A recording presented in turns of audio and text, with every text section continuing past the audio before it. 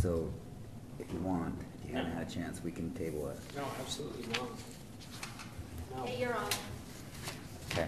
I trust you guys implicitly. You might not want to. Okay.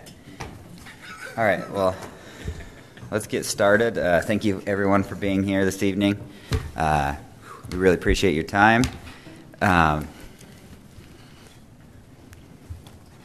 we'll start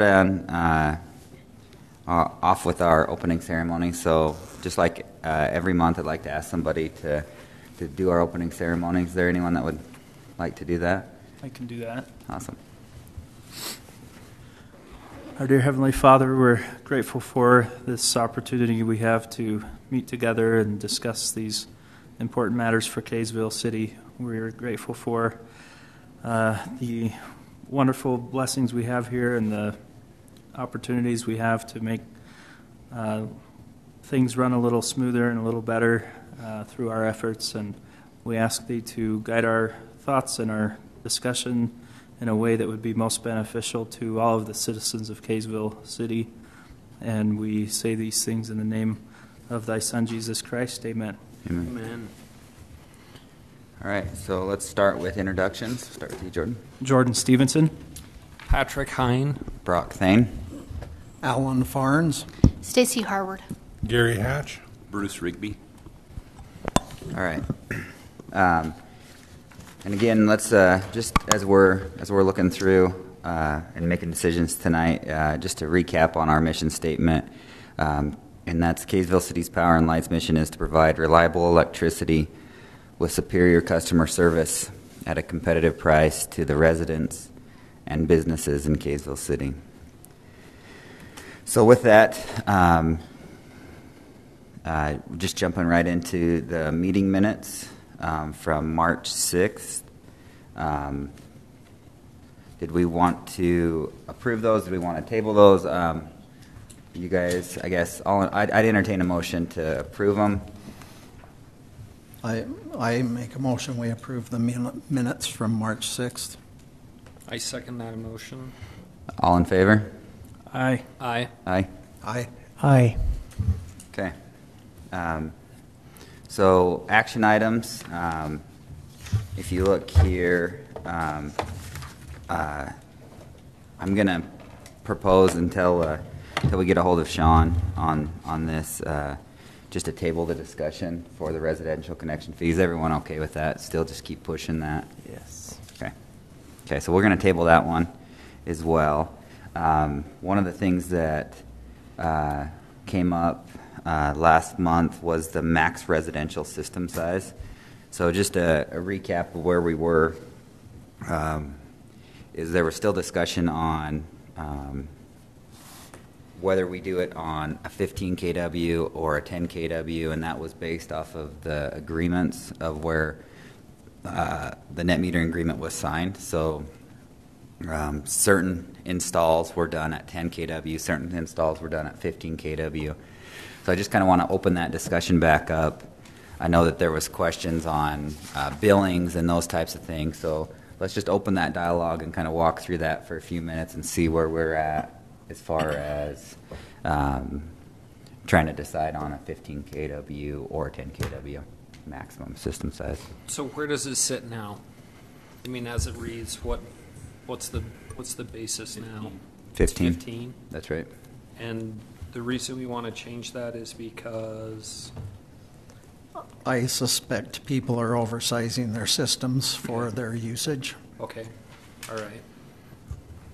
Forgive me, I know it's been 2 months since I've been here, so I thought the last time that we had this discussion that we kind of thought 15 would be a max, but that we would look at their load. Well, we'd talked about a couple options. One is not paying them anything beyond what they actually used. Okay. But I don't know how accurately we can track that when we're giving them their credit every month. Right. Okay.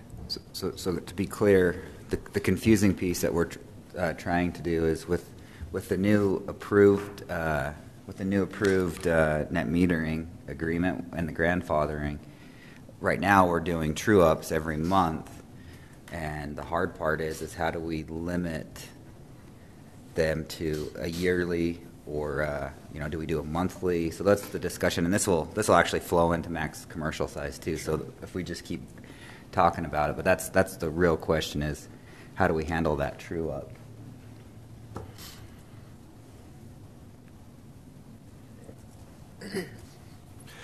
I wonder if we should approach this problem more along the lines of how much do we want to allow them to backfeed.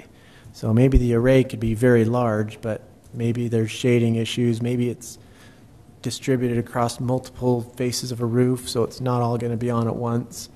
But then and that's really the concern is having too much back on the grid at the wrong time of day.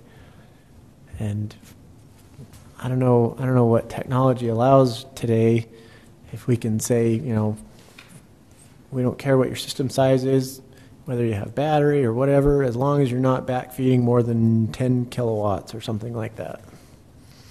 And maybe that's based on the size of their distribution transformer.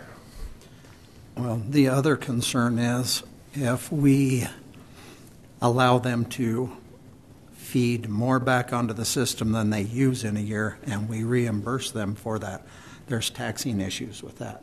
Now the city's should track that and report it, that you're now a power producer, not a customer. So are we set up to do that? I don't think so. Well, what if we say, if you produce more than you consume, everything else you give back, you forfeit? Rocky Mountain Power has agreements like that. I'm okay with that if there's a way that we can track that. And I don't know if we're set up to do that either. Mm-hmm. No, and that's what the last thing on our agenda was going to talk to you about, the existing ones and structuring that similar to what it is now, so that we're wasting a lot of manpower trying to hand do 180, 190 right now. Bills every month. So anyway, we can talk about that later, but I don't see the way it's set up now with the way it's written now. I mean, maybe we make this simple. How many systems are out there that are 15 kW? I'd have to look. There's been I'd have to look. Okay. Got, like I said, 190 total now. So right, 190 most. I'm just sitting here thinking, I like the idea of limiting the backfeed. You can have as big as array as you want, but you're only going to get 10 or 15 back, regardless if you're producing more. I like that idea because it doesn't shackle a person to what size array they can have, because maybe they do have shading issues and they're going to need a bigger array to capture the solar. So maybe the verbiage is it's not the size of your array, but how much you put back onto the system.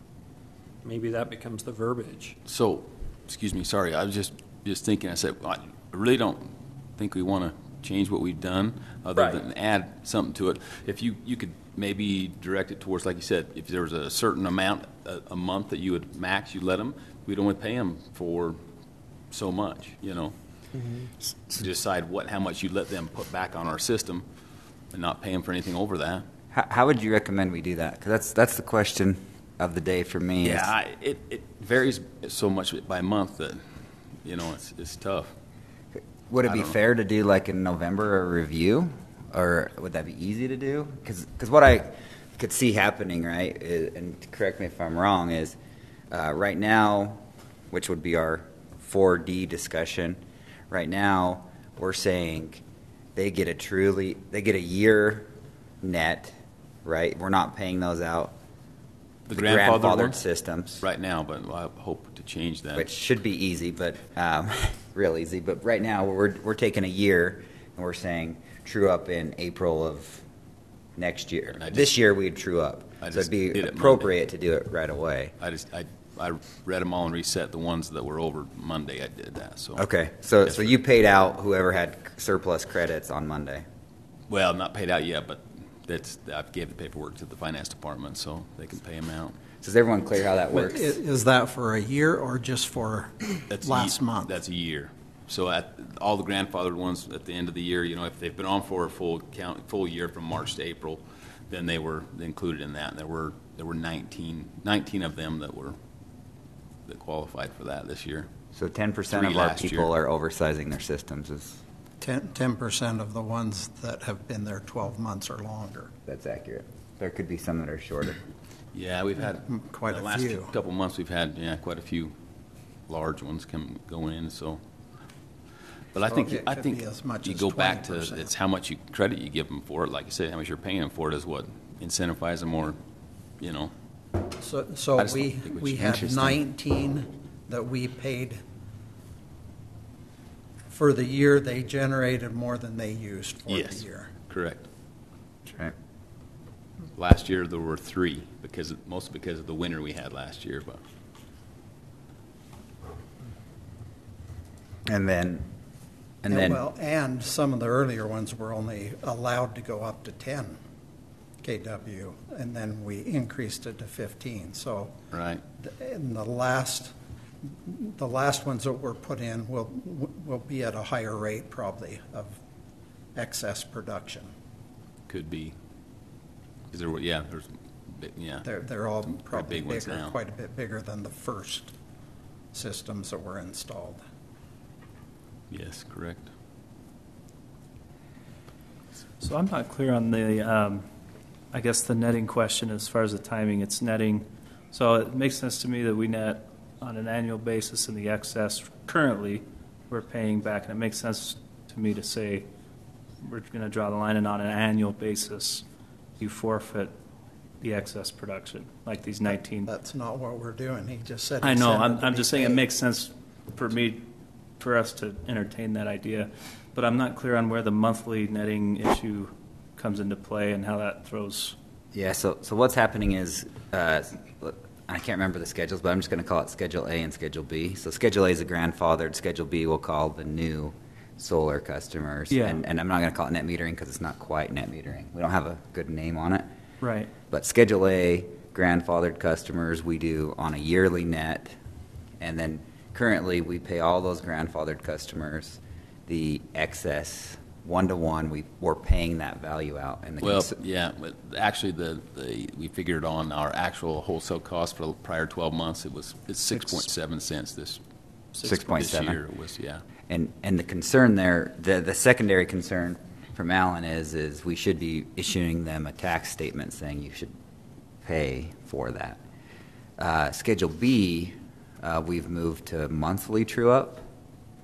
So what we're doing now is there's no way to we're truing up every month with Schedule B customers.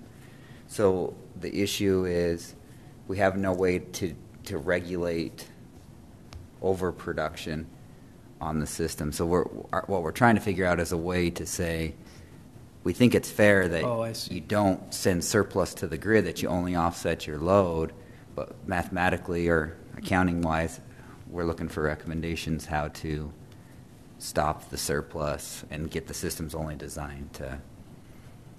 Yeah.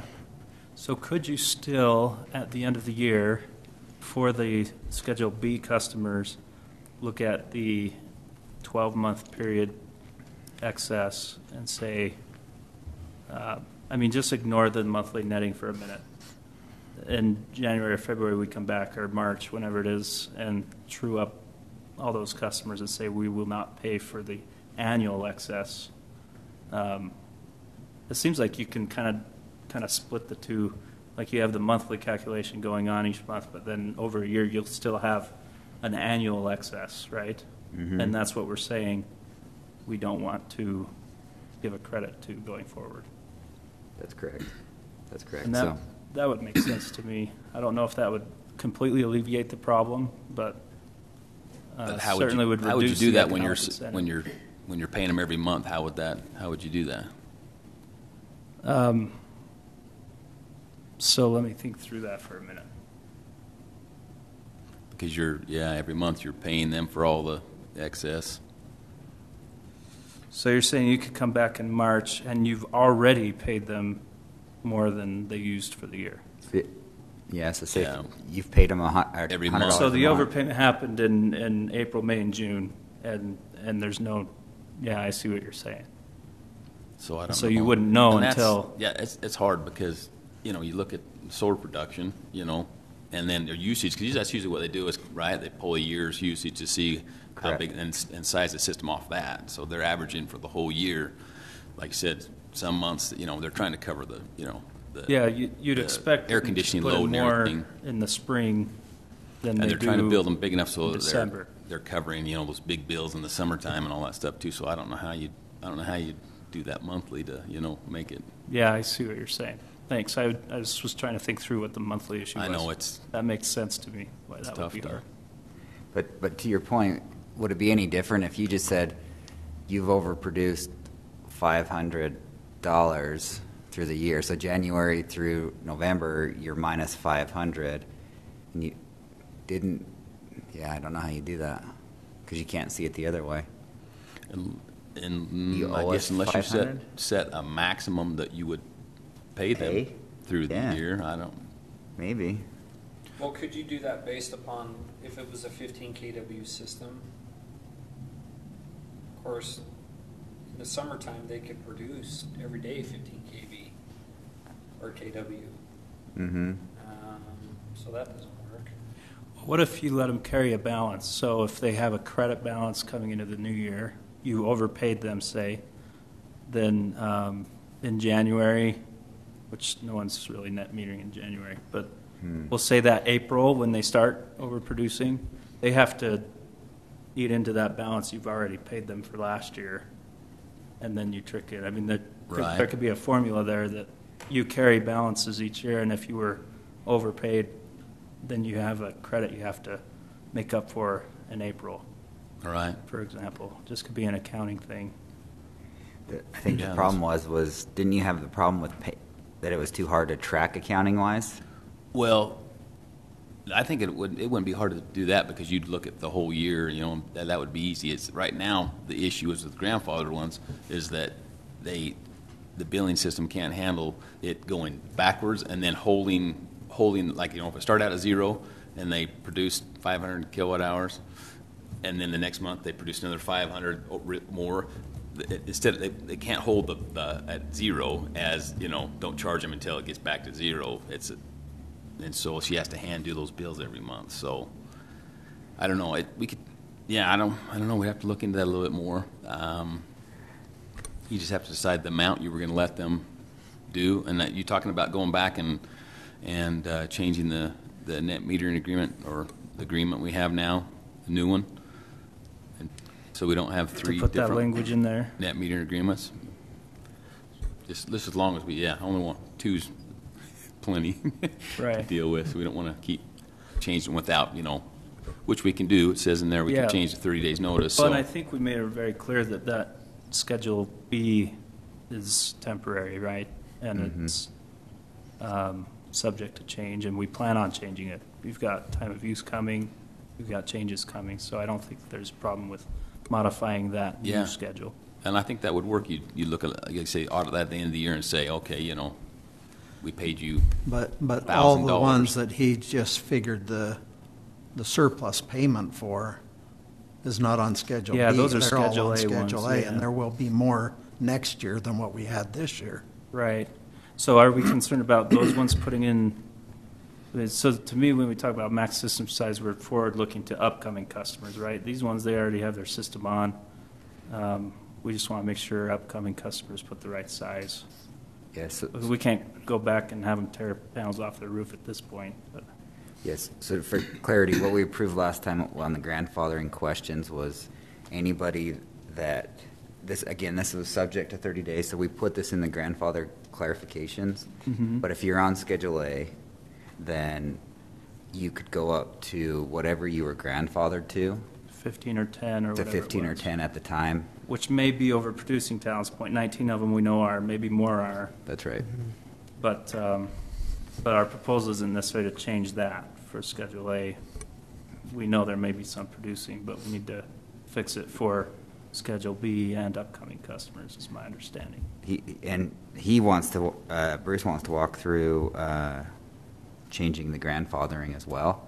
So that's on 4D. So I think, correct me if I'm wrong, but I think we'd like to fix, it's an accounting reason we're trying to fix it, correct? Yes, We have 180 exactly. people hand calculating all those bills still On Schedule A. on Yes, Schedule the A that we'd grandfather. like to fix as well.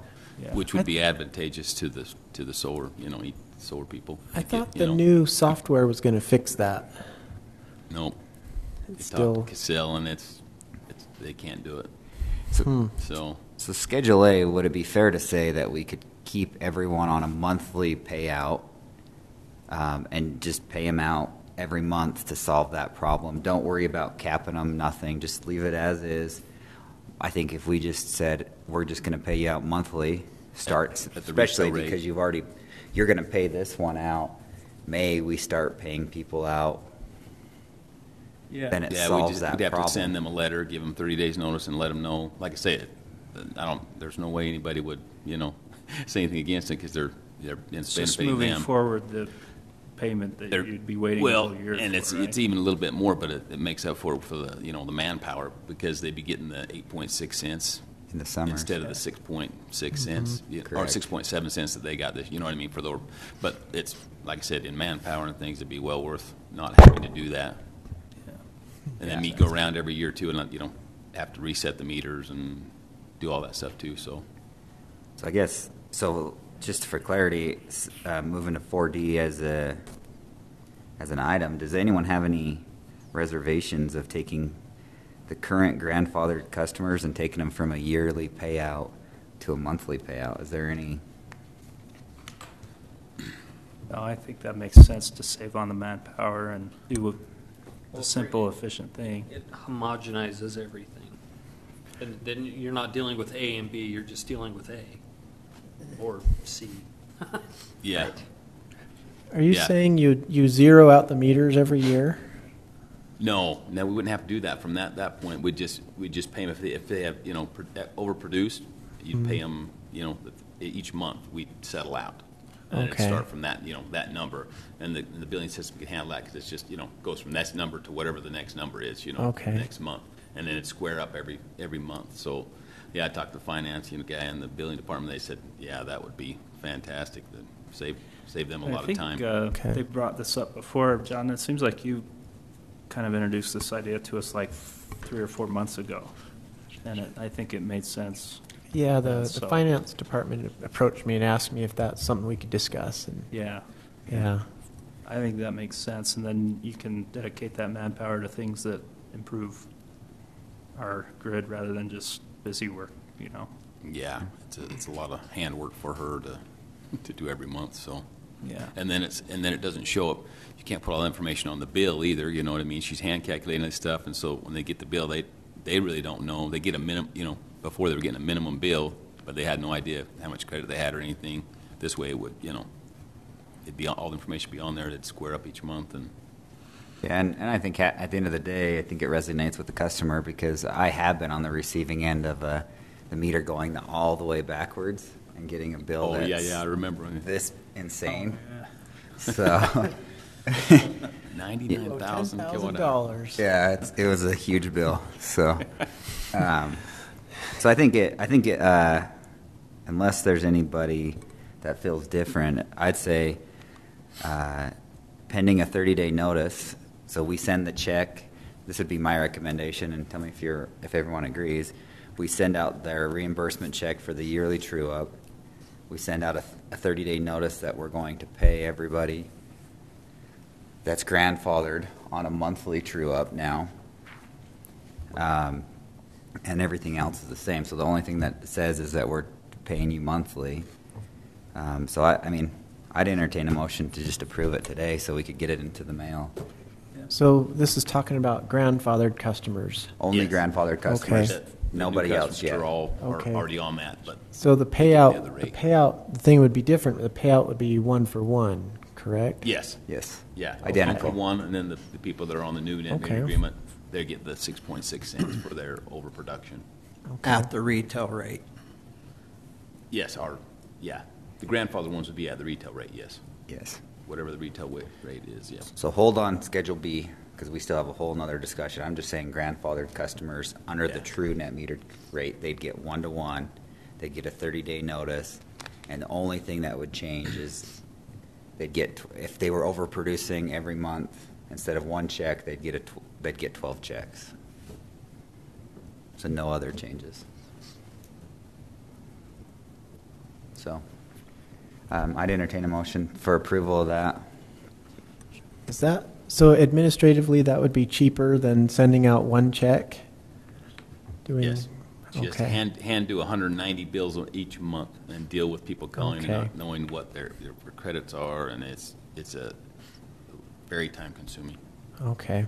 So do you? I've never seen one of these checks. Do you physically mail them a check then Yes. with their bill, or is it I don't a know how separate Dean thing? does it. I give them to Dean Story, the finance director, and he Okay. sends them out. Like he said, sends them separate.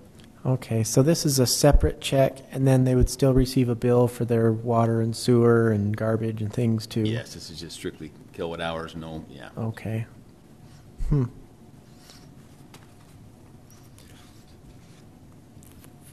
Sure, I'd be on board with that. Okay, so Do you want me to make a motion? Yes, please. I will make the motion to accept the grandfathered customers' net metering billing as just discussed. I don't know if that's official enough, but that's official enough. so netting and cutting a check on a monthly basis for grandfathered customers. Is there a second? I second. All in favor? Aye. Aye. Aye. Aye. Aye. Okay. So let's move to, now let's discuss, which we still have an issue with, and that's what we're calling Schedule B. So that's basically everyone from January 1st forward. The concern is that, and this is, we have 190 customers on this. We don't want to treat them like power producers, right? So we want to really limit that. Is there any thoughts of, so repeat, I didn't quite understand your suggestion that may work to fixing Schedule B. For the max system size question, Correct. did I make a suggestion? You two, it seemed like you were- had something. I think if I understood you Oh, right, you were saying yeah. if Carry a at the credit end of balance. the year, if you had you had paid them $1,000, Okay. and you decided that our limit was going to be $500, then you write that up to say, okay, in the next year we're taking, we're You start taking off that in away. the hole by Yeah, you start off in the $500 hole, almost. and we're going to until you get to that point, pay that money back. However you word it. So Yeah. that So you So- carry a balance. So we don't worry about a system size. no, say it 15. I wouldn't. Yeah. I- So we don't I- worry I about a would system still size. set that as your max. Yeah, that's max. Right, Keep it as which the that's max. how it's written, correct? Yeah. Okay, so yeah, we don't do that, but we write into the agreement that the max amount that Kaysville City will pay out is, then we come up with that number. You say 500, I don't know what the number is. I don't know. In fact, I'll grab my list to kind of give you an Yeah. idea Yeah, of what that'll help. how they vary. Yeah. Well, it seems like rather than even a specific dollar amount you'll pay out or kilowatt hour you'll pay out, it's tied to what they actually use in a year. So you would look at the annual load versus the Yeah. annual put back on. You'd say That's kind of we fair. don't put out more. We don't pay out more kilowatt hours than what you Than require. what you're using, because that would work with the commercial guy too. Because obviously they're gonna want to produce more power for a commercial building, and say somebody like John that's got 2, 3, 4, or 5 Teslas, he's his draw is going see to be it a lot now. more than mine because I'm downstairs playing Xbox. So yeah, I like that idea, because then it becomes it's actually, hey, if you show us that you're using this, we'll pay you. We'll pay you back. But if you just bought this super huge big array because Joe the salesman told you to buy this, sorry. What would that number be? Would that number be 0? What do you Right? mean? Theoretically, Oh, the because above net anything they produce in excess. yeah, because wouldn't you think? So, like, So for example, I have an array that produces, or I net meter back into the grid, say 1,000 kilowatt hours. And so I go through the rest of the year and I only get through December 31st, I only used 600 kilowatt hours. So I overproduced by 400. Okay. And the city has already paid me for that 400. And so starting in the next year, I've been overpaid for 400 kilowatt hours, and that's my credit balance that I have to use going into the next year to kind of get back out of the hole. Does that make sense? Could we just, I guess the question would be, couldn't you just charge them for the 400 kilowatt hours Come in that back month? and charge them again. So send them a Guess you bill could, for the but- overproduction? Just on the power bill, that's what we're doing anyway. Oh, yeah. Because we're just saying, you owe us this amount, instead of Yeah. trying to make You it confusing. That's another way to do it. Maybe a little Yeah. bit more. Maybe a little bit Yeah, that may more be a little harder. easier to Sure. do it that Could way. be. But it could be easier. Yeah. As a customer, I feel like if my bill, if I got a really high bill in March or April, I might be a little more upset than if I just let the kind of the credit balance take care of itself Either over way. time. But Yeah, that's the only I thing I'd understand be what you're worried about saying. is if one month I had this big true up and my bill was really high versus just kind of letting the credit eat its way out with production or something. But I don't know how high it could be. I don't know what our night two customers Well, look like, but Yeah, you want to know in kilowatt hours or? So our highest one overproduced 6,749. Wow. Whoa, that's a big system. Wow. Which is, at 6.7 cents, it's $452. We'd pay them back. The next highest one was 3,555, which is $238. so pretty big numbers. Those are the two highest ones, and then the next highest one was 1,973, and then 1858, 1,500, 1,500, See, and 1,100. So this Don't is want the it to credit be- they got back that we're reimbursing them for that much surplus? Yes. Mm-hmm. And what about the monthly customer charge? Is that after they've, or is this just This is net kilowatt just hours? Kilowatt hours. How much they overproduce for the year they get paid. The way. So are we collecting the customer charge? Oh yeah, yeah. You're they get- deducting that? You do the net kilowatt hours and then deduct? This is all That's- separate. This is just off the meter. That we're getting the monthly, customer charge from each customer each month. That's nothing that's separate. This is all Yeah. just kilowatt hours. So Okay. So in this case, the two options are, so if you were to go and bill them when you saw the balance, you would, for that highest one, you'd send them an extra $400 bill in April or March or whenever you catch it. Versus the other option is to say you overproduced 6,000, or we've already paid you for 6,000, and so when you net meter, over 6,000, then you've made up for that, and so you wait for the net metering to come on. Does that make sense? So those yeah, are kind of the either two way, it's ways gonna be we're yeah. looking at it. It'll be I just worry about the punitive feeling of sending us really big bill. It's almost like a penalty almost. But That's true. I mean, it's economically it's the same kind of thing because you'll send the bill and then you'll give them the full net metering credit going forward, rather than just withholding that credit to make up for that balance. I don't know if that makes sense, but. So let's clarify this. The 6,759 kilowatt hours excess. Let's just use that as an example. That's our worst case example. Right. Let's assume that they were on Schedule B. Right. What would that check be on Schedule B? Just so, is it the 6 cents? Yeah, it's based on the 6 cents. He said 479 was the check for the highest credit. 452. 452. But that's on Schedule A, correct?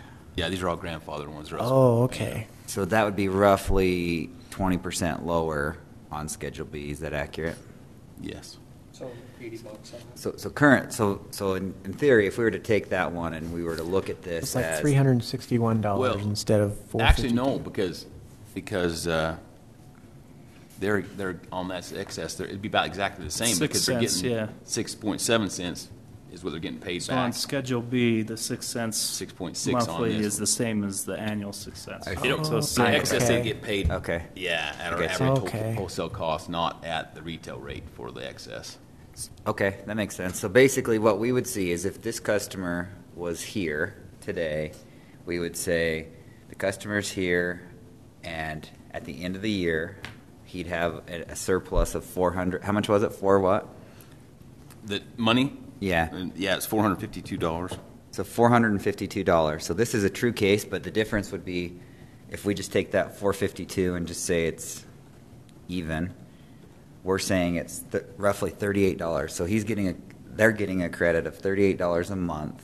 So we're sitting here, and the question is how do we want to deal with? How do you want to deal with it? $452. Do it all on one bill, spread it out somehow. Correct. That's what I'm worried about. Is just the one bill impact. Maybe we spread it over the remainder of that year or something, just to ease the rate shock a little bit. Well, you'll have the same problem the next year, though. So Well, you yeah. need to back it down. Theoretically, you would get It's a true. customer that you wouldn't pay anything to because he's overproduced so much. I mean, he's still getting the benefit of solar, but I mean, you know, at It four. should- yeah. At 400, true. it would take a lot of winters or rainy days to offset that kind of. Well, they're getting most of it in April, May, Sure, March, April, May, sure. probably. But you see what I'm saying? I mean, you theoretically could have a customer that you don't have to pay because they keep producing more than they're using.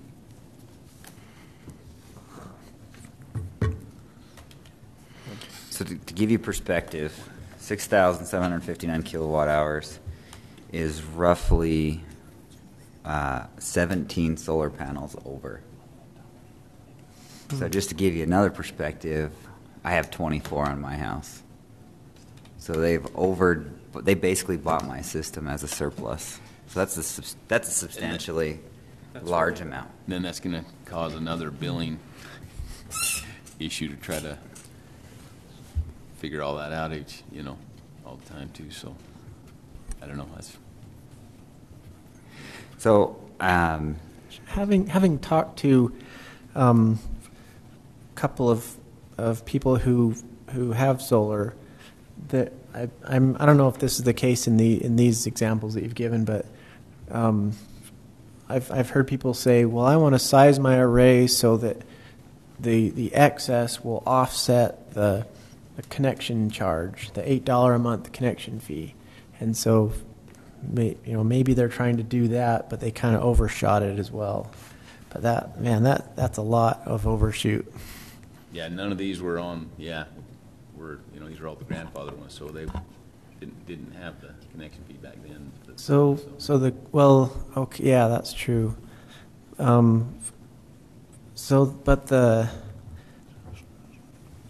Let's see.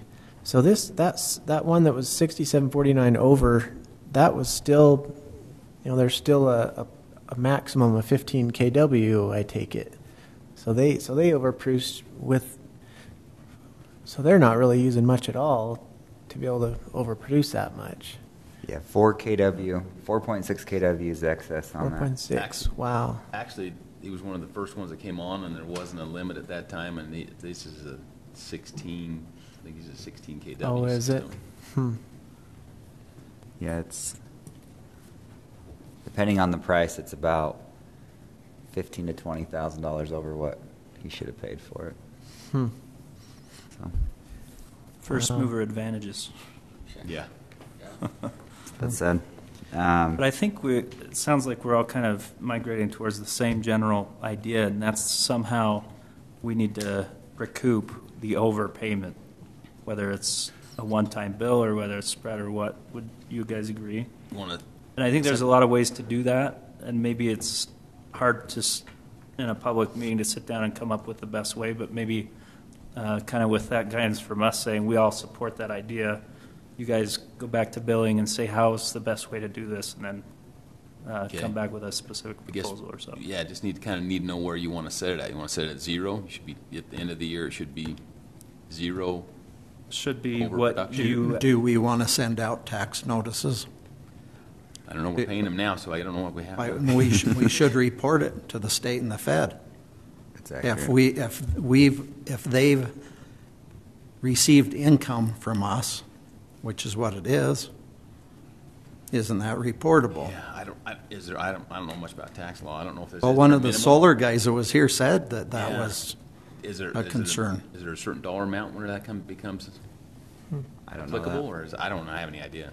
Well, I wrote that down to ask him. I don't Direct either, tomorrow, but- so we'll ask him and see. Industry practice outside is what I've seen done is I've seen most companies will set it at 0, and they will in annual year they'll go 0. Some utilities out there, sorry, let me clarify. Most utilities will do it that way. I've seen a few progressive, so depending on where we want to sit, that would say if you want to pay out, then what they do is they pay out a substantial discount. You know, so if we said instead of right now we're paying out, and if we wanted to do, you know, say that they had a $452 balance, if some people what they'll do is they'll say, I can give you, for example, 10% if you want a check, or that brings you down to more avoided cost rates, or we can just credit forward. But what I'm hearing is we can't do that in accounting. So it sounds like your recommendation is probably the best, and that's go back, let us know. And I'm under the understanding that 0 would probably be the best. That's what I Meaning that meant to. production and load are equal. If production's over, we're going to charge or whatever you want to do to get it back to 0. Try to back. Yeah, I'll talk to them and see how logistically how that works with the billing system. Okay. And let's mimic that. Are we okay with, so I guess any questions on residential? It sounds like if they did get a bill to pay back that overpayment, it's really only going to affect, these top handful that are way overproducing. I think everyone else who just barely overproduces, small. they'll just go, oh, what's this extra $23? Oh, well.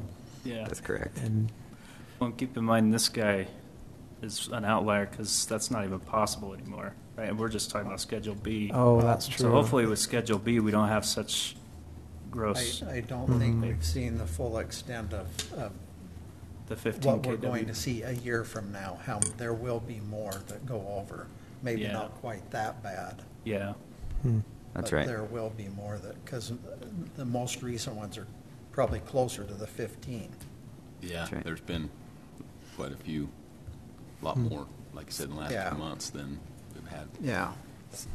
So the other thing I would add too is when you talk to accounting would be what happens if we're in the middle of if they move out in the middle of that year, how would we want to handle that true up? Good question. You won't. I'd say forfeit all your credit. Well, But if there is they're no credit. surplus- We've already overpaid them. Oh. 9 times out of 10, we would have overpaid them if they were going to be over at the end of the year. I think at that point we just say, forgive it and start with the new customer. Yeah. It's going to be really challenging to follow that customer, and I don't think you'd charge a Yeah. new homeowner No. for that. can't, So No, Yeah. you can't. I don't think there's much you can do at that point. No, just write it eat it. off. Huh? Yep. Okay.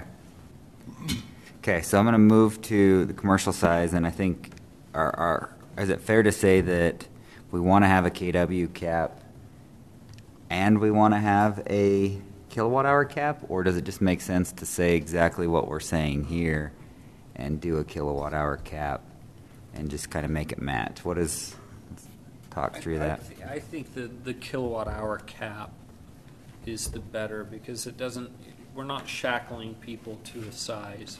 That's right. Because I don't know how much like Smith's would need versus Egan's car shop.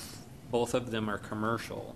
And, if we say, well, if you're commercial, you can put up 20 kW, and Egan goes, okay, and puts up 20 kW, and he only uses 100 kW or less. Do you see what I'm saying? Yeah. So I think we need to hover more around the 0 you collect enough power to run your business. That's why you're doing this. You're not doing it to be a power supplier. You're doing it to offset the bill. Yep. Right? Alan, would you agree with that? I agree with them offsetting their kilowatt hours, Yes. not the customer charge. I think they still need to pay to be connected to the grid. Sure. Agreed. There has to be something, because when the day is cloudy or the snow is on the panel, they're Yeah. using the system. Yep. Yeah, I agree. Agreed. Okay. Okay. So I think we'll head in that direction. And go ahead. Sorry. I would rather lean towards basing a maximum system size based off of their demand charge. So if they've got, 34 kilowatt demand charge, then it would make sense to say your array should not be larger than 34 kilowatts. And that would, as an example. But doesn't that come right back to zero? I mean, if we say up front, look, we're not going to pay you past zero. Right. So then they start thinking, oh, well, it would be stupid of me to invest more money in a larger system that I'm not going to get paid for. The demand one would allow them to oversize it for most months out of the year. They could overproduce. If they hit a high demand in July or August, and we allow them to set the size based on that, then the other months of the year they'll overproduce their usage. I guess it really depends on the size of the type of business they're doing. Like if it's a Maverick, their demand charge is going to be pretty set, and based on what these businesses are asking, like a Maverick, they only want to put it on their canopies right now. So, and that's barely. The last time we met, or was it either last time or the time before, we had the CFO of Maverick here, and he was saying their demand was like 100 kW or 200 kW, and they were only wanting a 30 kW because that's all that would fit on their canopy. And so I think for a lot of these businesses, their physical footprint is going to be the limiting factor of the solar array. A store like Smith's, their rooftop is going to be the limiting factor. They may have a demand charge of 500,000 watts, a demand, but they may not be able to put that large of an array up. But then you may have like some library or something that just barely has air conditioning for their demand charge, and that I could see the potential for overproduction. But I have Maverick's demand charges right here. I had it on my desk. I was talking to one of the guys that hunt yeah. today. Yeah. But yeah, theirs goes from anywhere from 64 kW up to 81 and a half. So 81. So what I would like to say on the demand side is I'm definitely in favor of having a kilowatt hour cap. I think we're all there. What I'd like to do, John, is I'd like to connect with you offline. Okay. And let's go through this. And what I'd like to propose us to look at, Andre had an interesting concept of how he would propose to do demand side management, and why I'm saying this may be a little different. And this is just kind of a concept that I want all of us to kind of get our arms around. Currently, correct me if I'm wrong, in Rocky Mountain Power, this is how it works. I don't know 100% positive if this is exactly how it works on Kaysville's grid. But what demand does on Rocky Mountain Power is you take your 15-minute average. So the peak that you receive, that average number you see in that 15 minutes, that becomes your demand charge. Is that consistent with ours? Ours is the highest 15-minute period in the month. But it's Maximum. Average? I think it just holds the highest 15 minutes. It has to, the demand has to maintain for 15 minutes for it to lock it in. Okay. That's And what it you're holds the looking at. highest, yeah, So on average. Hold on, sorry. So there's three ways I see this.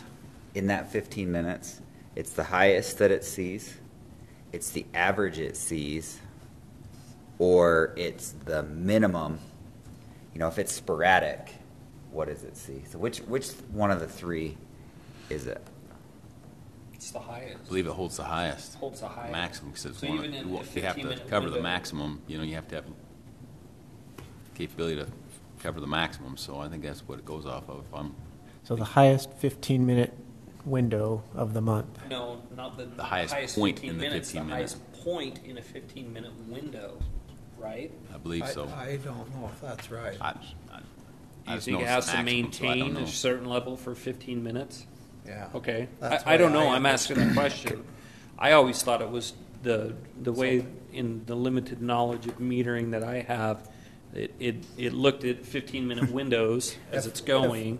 But if you're going to keep the highest point, then it doesn't have to be a 15-minute window. Correct. It's just It's just an instant. instantaneous. Okay.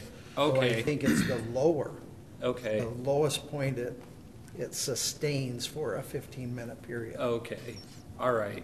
Can we get clarification? Because here's why it's important. Those three values dictate huge swings Yeah. on what we're all about to face, and what I would like to add to something that I'm tracking really heavily, and I'm actually running some scenarios for Kaysville, one just so I can get a feel for it, and that's what I'd like to, anybody that's interested would like to look at that. I'm also running it on other utilities as well for Kaysville, for Maverick. But he proposed an idea which I thought was really smart, and it's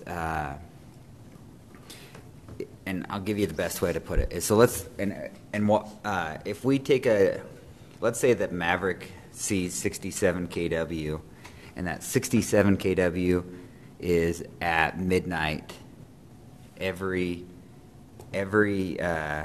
month. It's at midnight, and we would say that if he brought his peak down at midnight, January, and we'll just say it's January, February, March, April, every month, it's at midnight. If he was to bring his peak down, we're currently saying, Maverick, bring your peak down, and here's money for bringing your peak down. However, that really has no benefit to Kaysville Power, because we really want them to, instead of decrease their peak at midnight, it's kind of a time of day demand. And so what we would rather him do is say, you have a 60 kW battery pack, and we're going to pay you, let's say that our demand charge is $15 roughly. We'd rather pay you to deploy your demand at 6 p.m. so that it actually benefits the grid versus incentivizing him to bring that down. So that's kind of why I don't understand. That's why I'd like to kind of tackle this offline. Yeah, so it's a coincident peak issue versus a customer's own peak, right? Correct. And that's why I think it would be interesting. I think we need to know what goes into that demand charge, what kind of costs, because I do think there are costs on the distribution system that are related to an individual peak, like the size of a specific meter and the size of a specific transformer, and those things are related to one customer's peak, right? Yep. And then there's coincidental peak issues that are more large system issues, like getting that much power on at 6 p.m. and all that. So is our demand charge meant to collect that individual customer's peak-related costs or the coincidental peak-related costs? And I think it's a good question. I don't know the answer off the top of my head. So but what if we think about time of use for commercial then too, as we as we go into our AMI? Then that would take care of that problem without having to Kinda figure it covers out. both You of them. would Yeah. get a monetary value associated with that. Yeah, if we mirror the time of use and the commercial rate and also keep the peak charge, and you say the peak charge is meant to collect that individual peak-related costs, the time of use is meant to send a signal for the coincident peak-related costs. Exactly. Then you like belt and suspenders. Yeah, that could work. So what I'd like to do, I think if we could hear back next month on what the county recommends, I'd like to have some more dialogue on the demand, and then I'd like to think through what you're saying is the time of use. You know, I'd like to understand a little more, like, you know, what is that going to do? Does that incentivize people to do something different that we haven't thought through? So I think if we could just be ready to discuss those points next month, I think that'd be helpful. And just keep in mind, that's what I'm running with Andre. Is I'm running some scenarios to see if there's a time of day demand that could benefit Kaysville Power's grid. So, Interesting. Anything on max commercial size? I had one thing, and I think I've talked to a few of you individually about this, but so Hates Creek Irrigation is wanting to put in hydros, which would be running during our peak, you know, Sure. every day during, you know what I mean? So anyway, as far as a caveat in there or something for a producer that produces during the, you know, I don't know how you separate the hydro, because, you know, or how you know. So they're going to put a water wheel or a generator. What and where is this? Up on Second North, 800 East Second North, the pond right there, just across drove from the church. Past it this evening. The big pond, that irrigation pond right there. So that's where they're they gonna put catch the water, right? Because it's a flood deterrent, right? That's why that pond's there. No, that's an irrigation pond. They flow water into that, and then from spring to fall Sure. when they're having So on. as that thing's water's running downhill, they want to make some power out of it. Yeah. Okay, I get that. And they're going to start out with only about 4 kW, but they are going to put bays in there enough for the future for 24 Sure. kW. So You say 24 up to? yeah. I think that's great. Yeah, which, That's like I say, exciting. we have We to wanna just think encourage- about that as we're writing this up on the max size and things, because we couldn't base it off their building. Their building runs a couple computers. You know, I mean, Right. like 300 kilowatt hours a month is all they they use there. So, so anyway, just to think about how to fit that in with with. See, and this everything goes else. back to Alan's point, because now that little company is going to become a power Yeah. provider. Yeah, it's more of a separate power purchase agreement rather than this solar. It's not really the same thing because they're not really a customer now. They're a power And that's- producer. Well, but we're talking about, if we're going to do a feed-in tariff and have them hook line side, then it's kind of the same thing. I mean, you just have to, like I say, figure out what you're gonna pay them. So You know, that raises a good question on the residential max system size. Say in the future, you have a residential customer who wants to overproduce, but they have a huge, enormous battery bank, and they want to backfeed it during the peak. we catch those guys with the time of use rates too that we're gonna do as soon as we get the AMI in, right? So that would solve both those But we issues. wouldn't want to set up a wall for them to forfeit everything they overproduce, because they're actually providing a great benefit at that point. And they if they use that during the Yeah. peak, then they'd see that in Yeah, And I if think they- I think what AMI will allow us to do is carve out a more specific policy that allows overproducing in the peak hour if we choose to do that. We're forced to look at monthly basis and annual basis, right? yeah. And once we have AMI, maybe we get a more specific policy that allows Yeah, more production in the peak time. Yeah. Because that's what makes this hydro thing so attractive, is it's all on peak. Actually, will run more at night. And I think you're willing to take It more. would be a base load resource is what it would be. Right. It would be there all the time during the summer. So you get just as much at night when you probably don't need it as what you're getting over your peak hours. but in the summer where you need a lot more, Yeah, but- so. It would be running when everyone's allowed to run their irrigation, so from 6 p.m. to 10 You'll a.m. also probably be getting it April 15th, and do you need it April 15th? No, but I would want it during the summer. That's when it's going to come on. It's going to follow the water year, April Right. 15th to October 15th. But it's yeah. So Data's there's the only resource. 3 that's- months in the summer, it's a great resource, but the other months month or Well, two, they're- month on each side is all, but like I say, that's our only one that is going to produce through the peak, you know. Well, their power is only going to produce when people are watering their lawns. Yes. And so people aren't going to be watering their lawns that much in April. And, if we have unless we have a hot late April, but their power would just start, it would be trickling on in April. And then by mid-June, July, then they'd be full What's force. feeding the reservoir? Is it just a creek that feeds it, or is it Weber Basin? It's not even piped in there yet, but I believe it's Weber Basin, and it's piped in there, but gravity-fed pipe. So and they're not going to come online until next year. They haven't even put the pipe in from Second North in until next year as a part of their plan. So, but they'd like to make sure everything was okay to continue, which I told them it was. So. That'll be interesting because unlike the Colorado River, it's only going to flow when people are using their irrigation, their secondary water, and so. Well, yeah, filling the pond, and when I talked to him specifically about the hours that he's filling the pond, make sure that was. So is it running going to during be our on peak the time. on the fill side or the drain side? Fill side. Oh, the fill side. Okay, So- that's So no, it's gonna different. run That changes everything.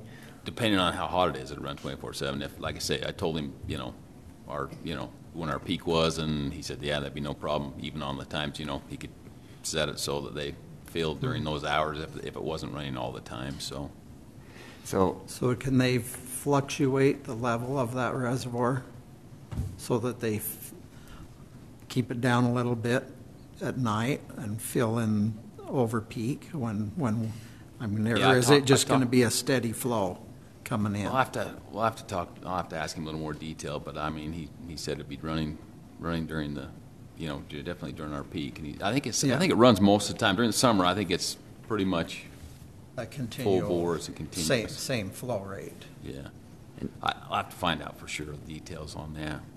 Like I said, I'm sure that changes. I Daily. still think we need a separate power purchase agreement because it's unique. This is different than solar or battery or anything else that could come on the system. Yeah. And I think to that point, maybe what I've seen done in other utilities is they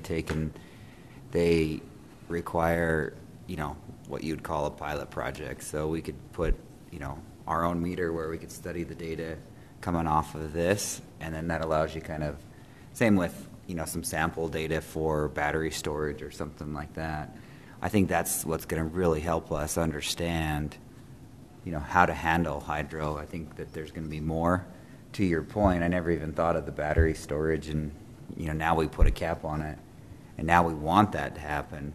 I think that's something we need to think about. So I think maybe there are a couple samples we should encourage just to kind of get some of this data coming in. So, what I've seen other utilities do is just say, this is a sample project, and that way what I don't want to get into is I don't want to get into 10 different agreements that we're trying to deal with along the way. We've only did this, going back to our mission statement, to help the grid, right?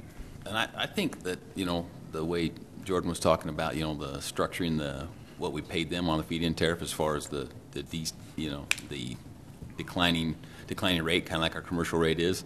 I don't see why the hydro wouldn't work the same way, where you'd be the same thing, be on a feed-in tariff just like the school is, and tell them you're paying them, so much for the first 1,000 kilowatt hours, and it drops down to, whatever as you go. I don't know why we couldn't do that and it'd be the same agreement. Yeah, I think you're fine. Personally, I would just say that we study the first ones and just say that it's a sample so that we don't have, 10,000. This is extreme, but have a bunch of people dumping up hydro. 24 kW on 40 megawatt peak is, we're not going to even really notice. But I think if we could study it so that we could understand and start plugging it into a model so we can see what does happen, I think that would be beneficial. So I put it on here. We'll bring up this. If you can still talk to accounting, kind of see what their proposal is. Let's think through For residential, just a summary, think through what accounting would like to do. For commercial, let's think through what accounting would like to do.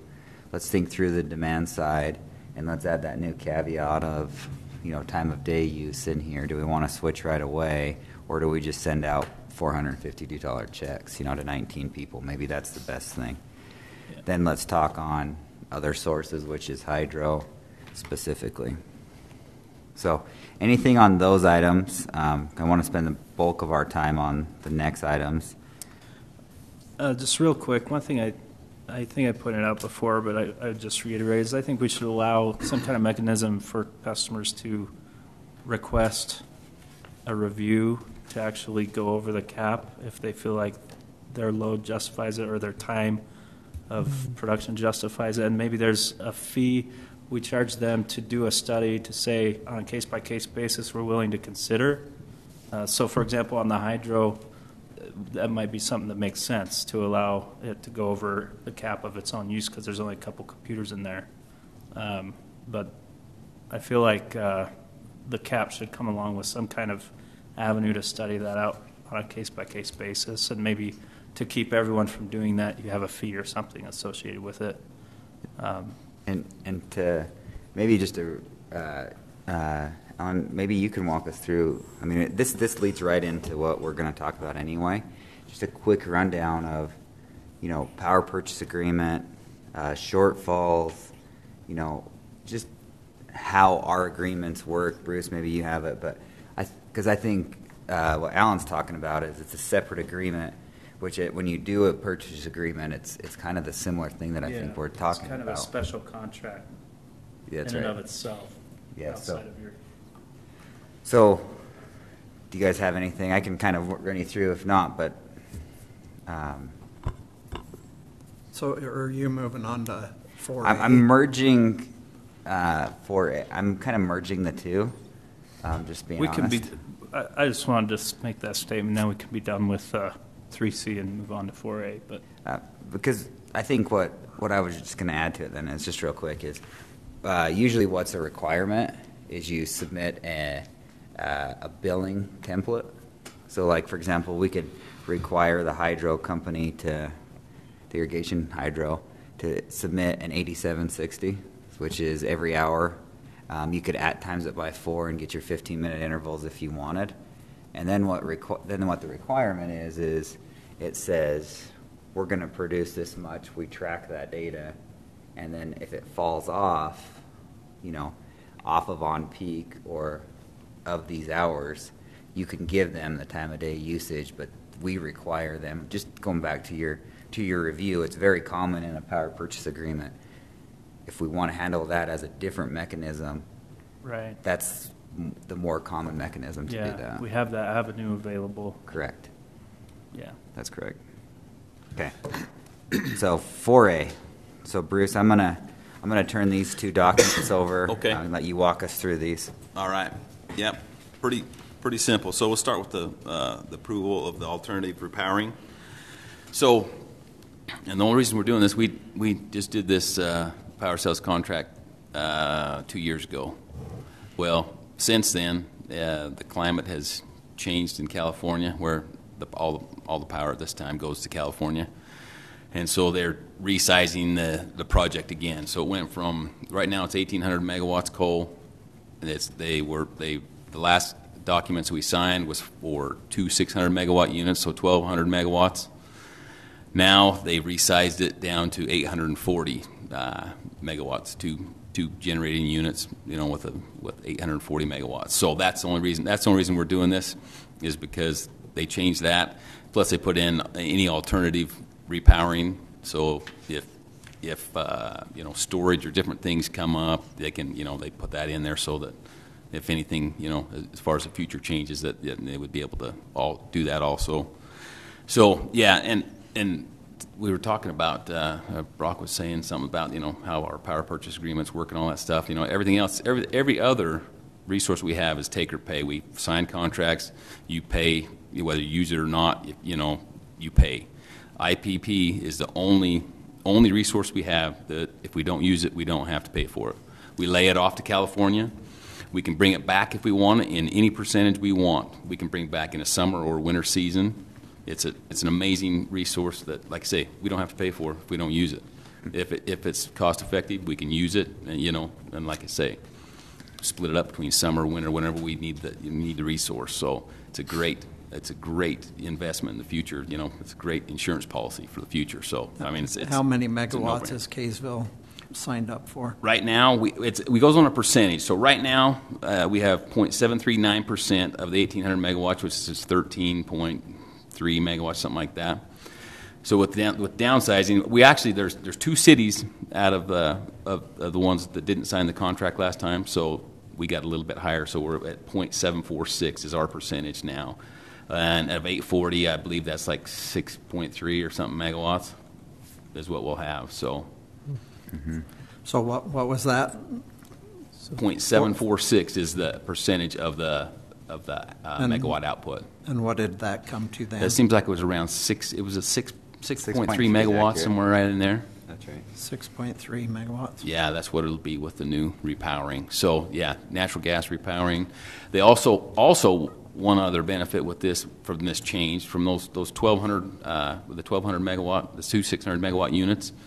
The new ones that they're doing are more efficient and more efficient units than what they spec before. So that's another benefit.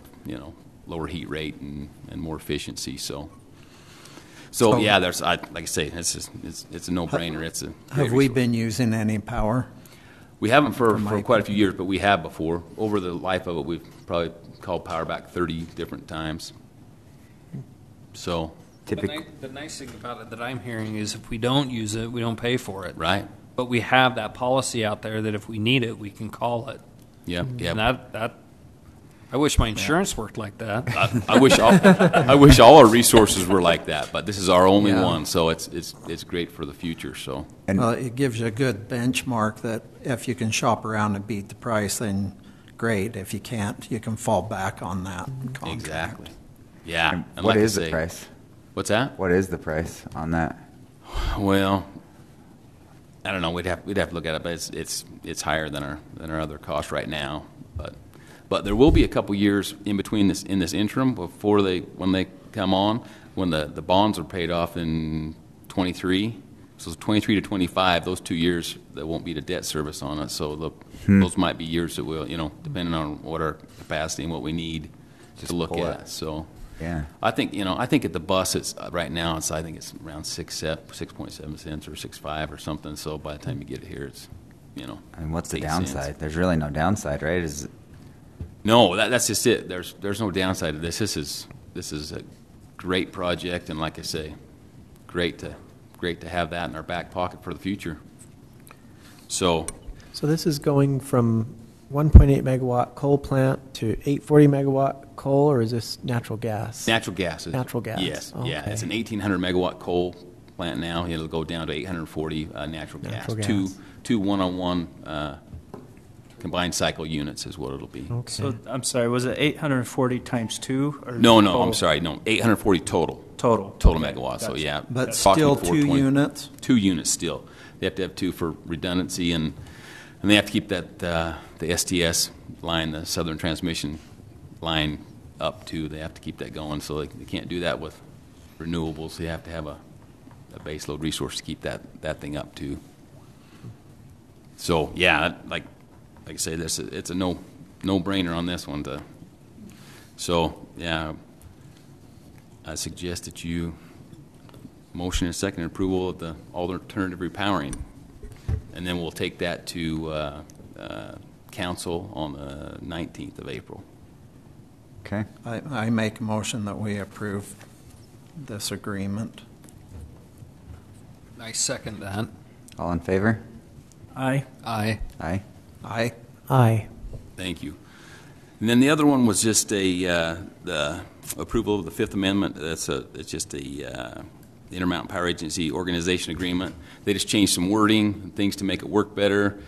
Put in one clause that says you can't be a part of a competing company. Like if you were on the executive committee at UAMPS, making those kind of decisions, maybe against that. So you can't be on the IPA board and on the executive committee. you can be, part of the board, at UAMPS and be a chair of one of the projects and things, but you can't be on the executive committee. And like I say, a few logistical little changes in the wording just to make things work better. And so there's not a lot of, if you look through that red line and stuff, there wasn't a lot of substantive changes. So yeah, unless you have any questions on it, I'd say there's not a lot of changes. They just made a few to make it more clear and more, make it work better. And I'll make a recommendation that we send this to City Council as well, the Fifth Amendment of the IPA Organization Agreement. I looked at it and I didn't see anything that really stands out, so I'll second that. All in favor? Aye. Aye. Aye. Aye. Aye. thank you, guys. And I don't know, let's see, did we finish talking about the change on the billing for the grandfathered people? Are you guys all okay with that, to change that? We did talk about it. I just want to make sure we have. Yeah, we did. approved the We did. motion. Motion. All right, I just want to make sure that I followed through with Yep. it. So grandfather, just to recap. Monthly, right? Yep. Grandfathering customers are getting paid monthly, and when you send the checks out, we'll give them the 30-day notice. Awesome. So, Thank you. I think Thank that you. was everything that I had, right? yep, that's all yours. Okay. So the last one that we wanted to spend the majority of the time on was, we had a really good discussion last month on the reliability study. I printed a copy of the budget. I know it came through fast, but I wanted to have you, Alan, take a look at this and see if you had, kind of small. I know maybe there was questions on the budget see if we could get something in for the reliability study, specifically trying to resolve, what we felt was the main circuit breaker, that, how it was fed, just so that we didn't have any outage. So with that, I just kind of go through and kind of see where we're at. Yeah. Oh, I'm just going to make a clarification. I know I did call Alan and tell him about that Rocky Mountain Power substation, the K-West substation, the one that's on the southwest side of the overpass. It does have two breakers and two redundant feeds. One's coming from Parish Lane in Bountiful, the one is, and the other one's coming out of the Syracuse substation. There's two separate feeds, so it automatically switches too. If the one goes, if something happens on the one, it automatically switches. I talked to Rocky Mountain Power and verified that. So That's awesome. So we're good on that end. That's perfect. If there was an issue where they had to change one of the OCBs out or something, they just switched the line, no outage.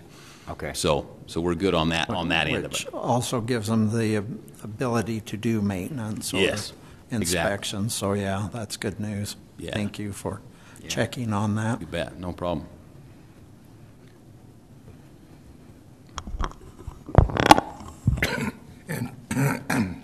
And referring to the system reliability study, as mentioned last meeting we had, I believe I had money in the budget, this year's budget, that I can move forward on it. I am moving forward on it, doing RFP, so we can submit it to companies out there and get quotes back from them. But just in case it laps over to next year's budget, I did put additional money in there to cover that cost too. So Okay. we are working on it right now and getting the RFP completed. Then there was a recommendation from our finance director to go that direction. Okay. Do you have ideas on who to send it to? What companies to? No, through the finance director, he said there's multiple avenues that they've used before, like a state website type thing, or I have no idea who to send it to.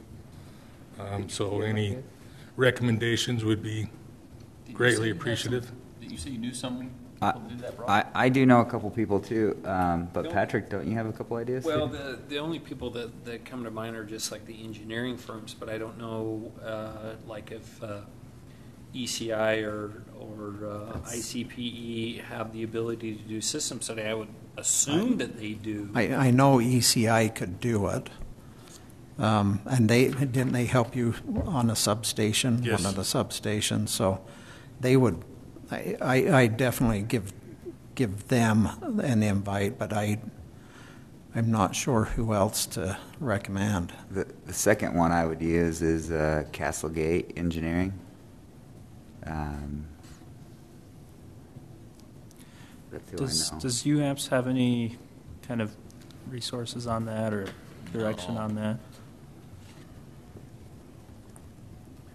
Just curious. I'm trying to think. Power, but they're out of Power Engineers. They're out of Yeah. Idaho, but they'd be able to do it. But I like the guys there in Woods Cross. I Yeah, mean, it's nice to work with someone who's local. yeah, It's a little exactly. easier, a little more convenient, but however, the guys for ECI who would actually do a full system study would be out of Montana, so. It's okay. We could But still you deal still with the have Woods the Cross local office. contact, Yeah. yeah. Well, Okay. and some of them are there. They're doing one for Bountiful right now. Yeah. So we're working with some in Montana and some in their local office, but.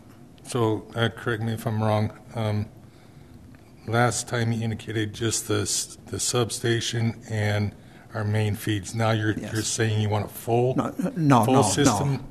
No, Okay. that's what they're doing for us. But Oh, for what you need, I think we'd start with just the substations and the Okay, feeders. I just want to clarify. Yeah. Okay.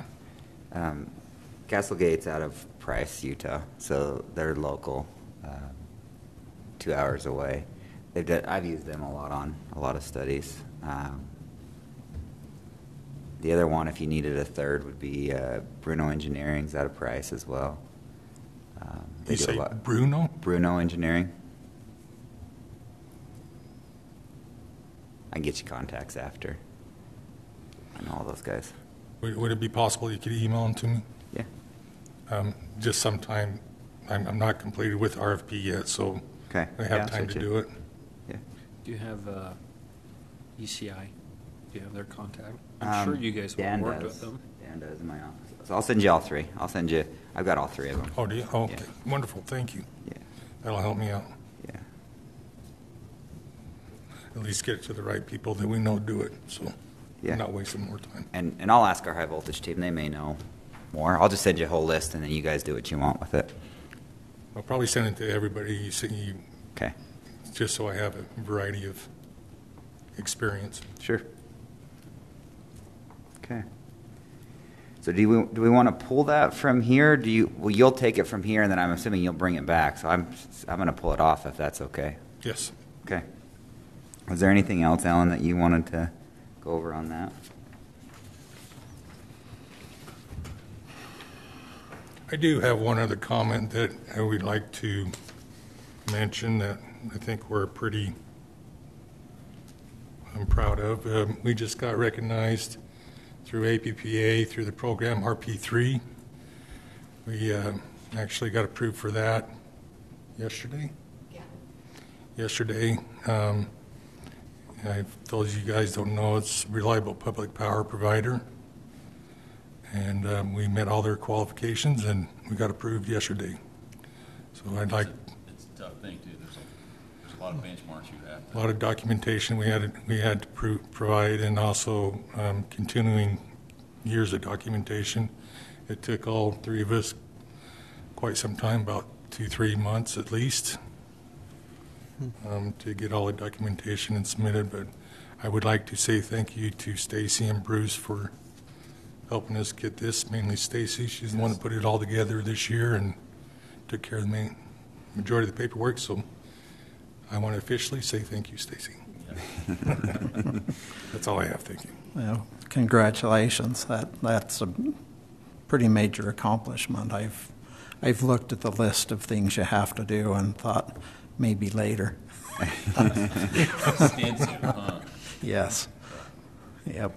She did a good job. Yeah, she did awesome. And I think just to add to it, right? I think a lot of people, coming from the solar side of things, I think we're constantly looking at avoided costs and trying to bring down those rates. And I think that to have the rates that we have and the reliability that we have is really impressive. We look at the nation, and you look at what other people pay, it's pretty crazy to see how fortunate we really are. So we definitely, sincerely appreciate all your guys' efforts on that as well. So, and I think it'd be beneficial to show people that, because I think that people tend to have a negative image of the utility. But the reality is if you were to sit back and look at how many brownouts other people really experience and those types of things, I think we should probably broadcast that a little bit to all of our, through the newsletter or something. So, be my suggestion. Yeah, it'd be a great highlight for a newsletter. Yeah. And I think it calls for like donuts or something too. The funny thing is people will look at the two major outages that we had, and they'll kind of scoff, but what they'll forget is the other, 361 days of reliable service that they had 24/7. They'll only look at those small windows, and quite honestly, yeah, it was an inconvenience for, 35 hours total, maybe less than 40. You figure some people on the East Coast, when power goes down, it's down for weeks before they can get it back to people. So yeah, it's a really good thing. Okay, any other comments? The one thing that I'd tell you, Jordan, I think you're dead on these. I'll do a call to public here in just 2 seconds, but thank you for helping us get through. We changed the formatting a lot, and it seems, Yeah, I noticed that. Yeah, so thanks. Last time it went really well. This time seems like I can't take credit. It's just copying the city's your idea, new approach. so But yeah, it seems to work really well. So thank you. So with that, I'll open up to the public.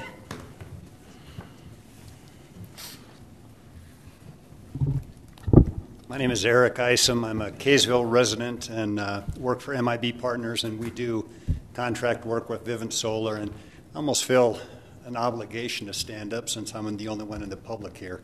But when you started out, I laughed a little bit because I am the only one here, but I do want to express my gratitude to you for your service, those who are employed with the city, and also you who are volunteering your time. Had an opportunity last week to talk with Dr. Laura Nelson.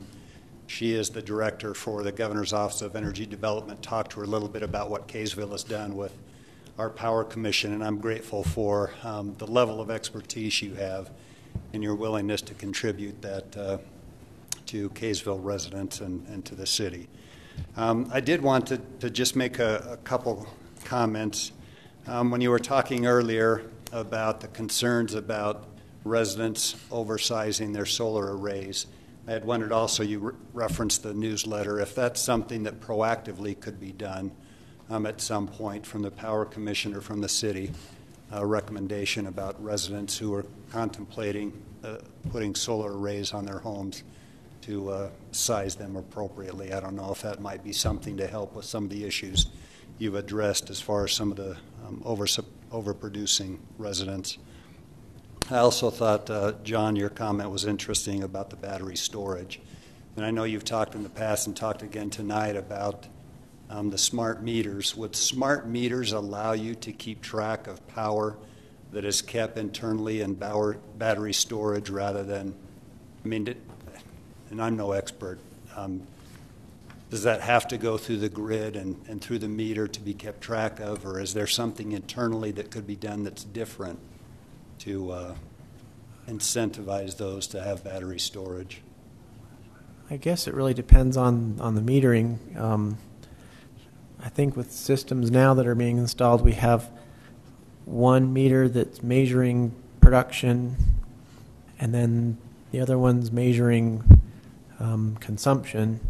And so, yeah, you could have if they were both time of use meters, you could determine that how much is being produced at a certain time of day, and then how much is being backfed or consumed at other times. And yeah, it would be, we'd have to look at that with our models, but yeah, I'm sure there'd be ways to incentivize that. to make backfeeding more advantageous during certain times of day.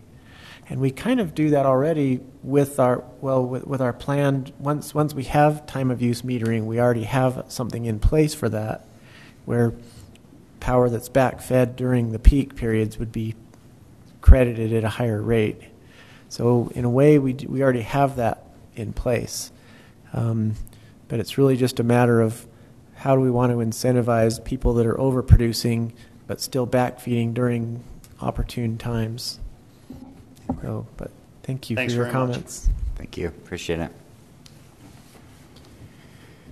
Okay. On 4C2, did we talk about the impact fee? We did not talk about specifically the impact fee or the coordination study. What we talked about last time was running this RFP to do that first run. Okay. And then incorporating Those two. Yeah, so Gotcha. it'd kind of be an expansion, but I think step one we all decided was more the reliability over those. Is that fair? Okay. So with that, is there anything else that we'd like to talk about? Anything that we'd like to add to the agenda? Just a quick question on the status. I apologize, I missed last month, so I wasn't sure if the rates on the commercial side are finalized, voted upon, approved, or if that's something that still will be voted upon for an upcoming agenda. We approved everything we possibly could last time. Okay. So So the rates are final on the commercial side that we had. I believe so. Is that accurate? I thought we I did. think we talked about the commercial rate. Did we last time? Yeah, we had the Yeah, we- open house, remember? Oh, yeah. And then I thought Did we approve Jordan's rate Yeah, structure? thought we did. I'm trying to remember this one. I feel like we remember. approved everything that was on there, but Yeah, I feel like That we was did. the check intent, here. at least. I don't remember if we actually voted on that or not, or if Let's we see. just discussed it. Yeah, If we just- I don't know that we voted on that. could be wrong. But let's see.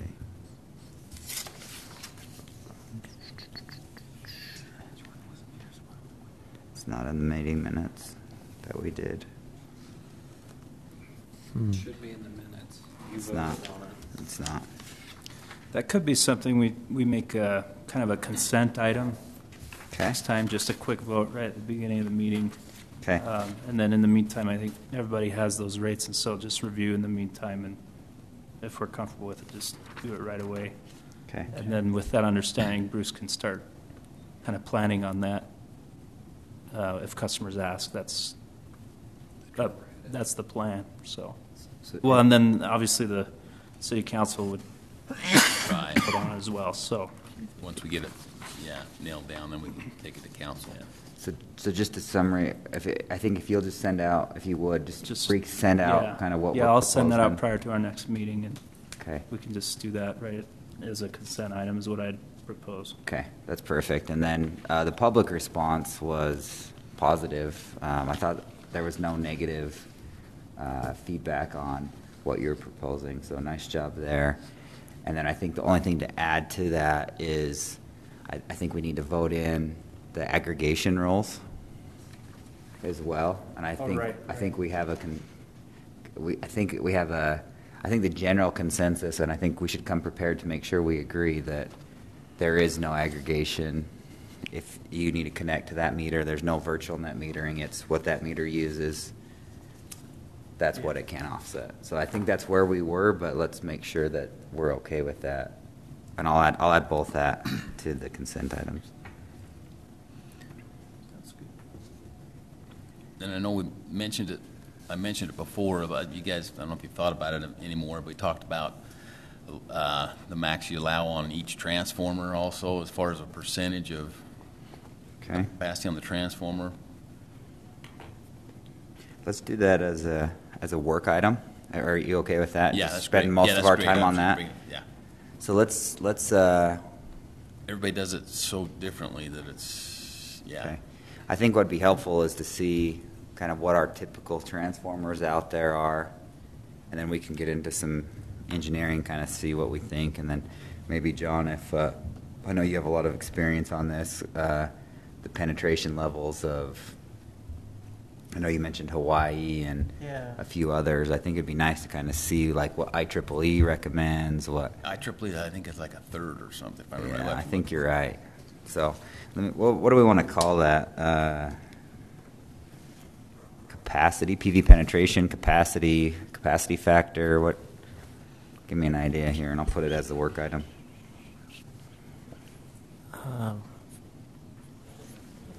Backfeed capacity. PV backfeed capacity. Okay.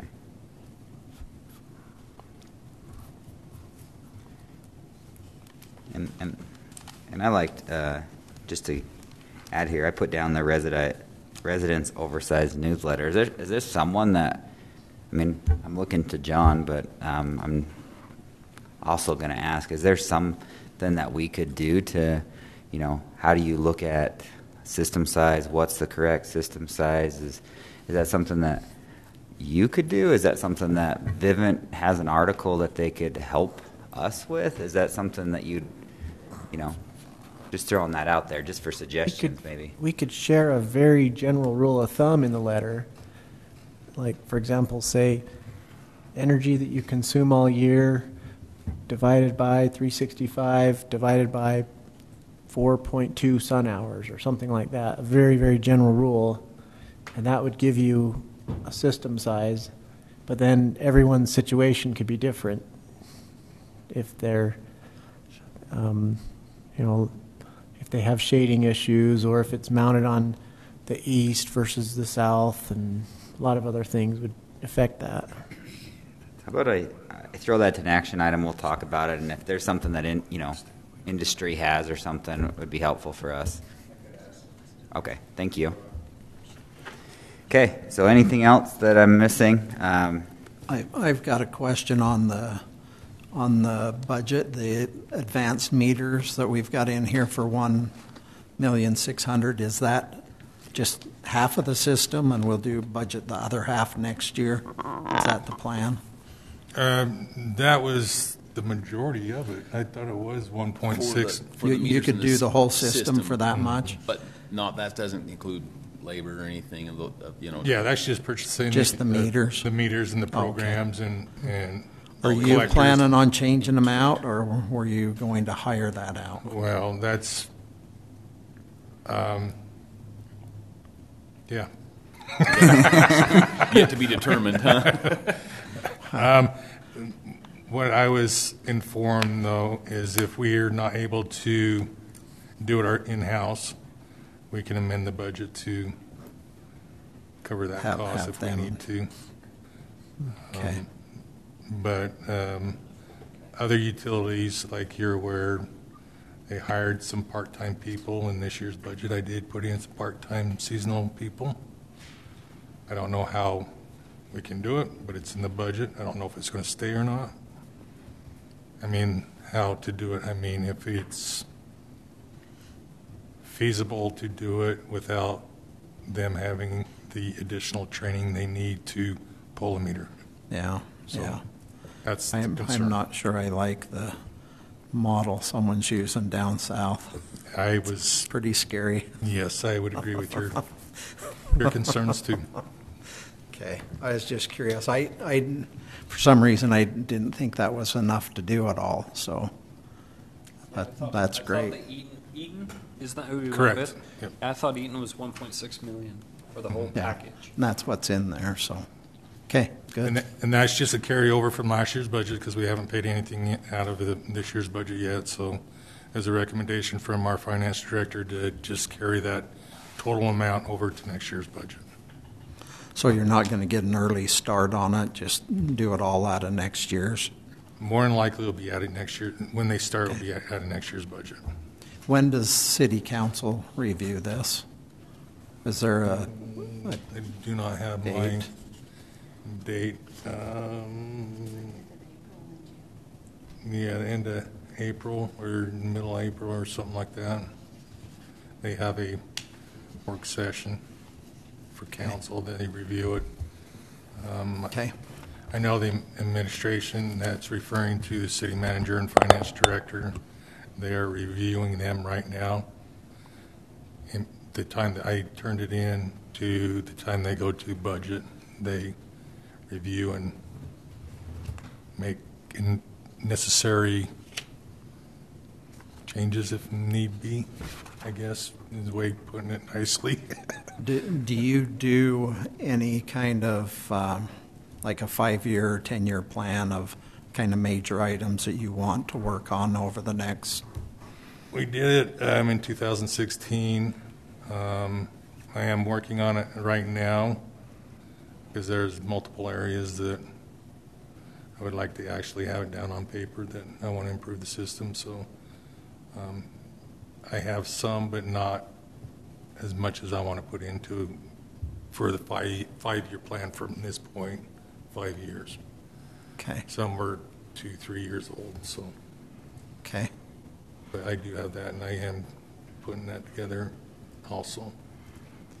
And correct me if I'm wrong, Jordan, aren't we planning to, and maybe this has happened, meet with Dean and them to incorporate our model with these? Is that should I add that as an action item? Is that where are we at with that? I don't remember. Yeah, I had offered to meet with Dean and the finance group to go over our model and make sure they're comfortable with it, Okay. updating values in there. Okay. Still plan to do that. That's just kind of an offline thing. Okay, in so between don't add it meetings. here. No, I don't think it necessarily applies to the whole group, so. Because I know you're putting those numbers in, and my concern would be just that if those numbers don't match your model, Yeah, then the deficit, then we'd be, then we're not collecting the amount of revenue to match the budget. That's true, yeah. So, and that's something I have on my plate to make sure when we get the model. so did you want to take this and review this? Sure. And then make sure we're okay with, if there's any discrepancies? Yeah. Okay. Can do I that. believe you all should have got an email. Yeah, Okay. yeah, I just printed it just so we Oh, could pass okay. it around, so. I just make sure everybody got it. Yeah, I got it. Yeah. And then to address your concern on the study, if there's a funds in the line maintenance section of it, there's an additional 250 that I put in there. Okay. Don't know if it'll stay or not, but if you look at the report last year was 500, I upped it to 750. So Okay. just have some, Some money to start with. If, like I say, it's all due to change. This is what I'm requesting. It's all Yeah. due to change. yeah. Okay. Anything else that we'd like to go over? Want me to add?